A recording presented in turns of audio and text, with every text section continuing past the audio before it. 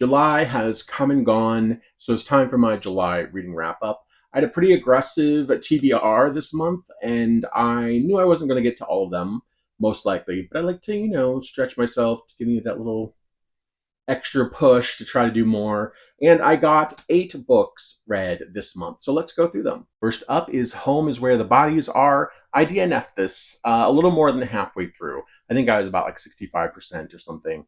And honestly, I thought I might go back to this, but after talking to a couple friends who were really into thrillers and them saying it was pretty mediocre, I just went ahead and like read a synopsis, and I'm not going to go back.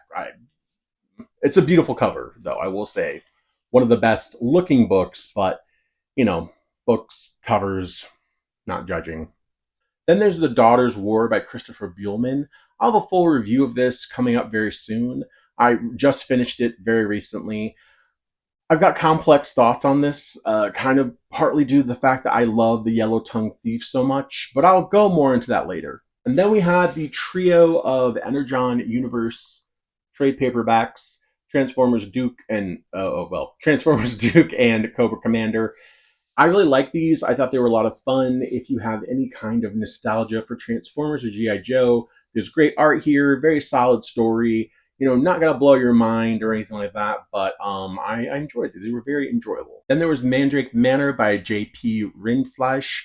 This one I really enjoyed. I had a lot of fun hanging out with these characters in Mandrake Manor and Henbane Hollow. This one's very cute. I think there are a lot of people who would find this very enjoyable. This is definitely a cozy sort of book, and that your mileage might vary with that, but I liked the spooky coziness of it.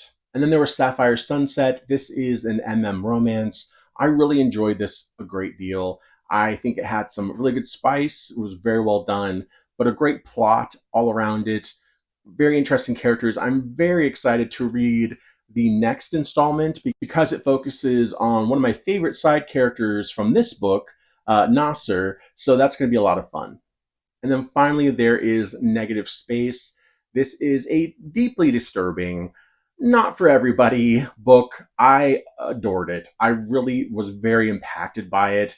It's funny because after I read it, my partner read it, and I think he gave it like 2 stars. So, we're going to be breaking up soon. No, I'm kidding.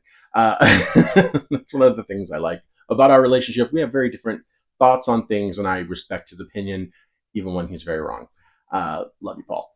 So, dark, disturbing horror, romance, a couple graphic novels based on 80s toys, a thriller, a fantasy book, and it was a nice, well-rounded sort of month for me. I really enjoy those kind of months, and I will be back soon with my August TBR.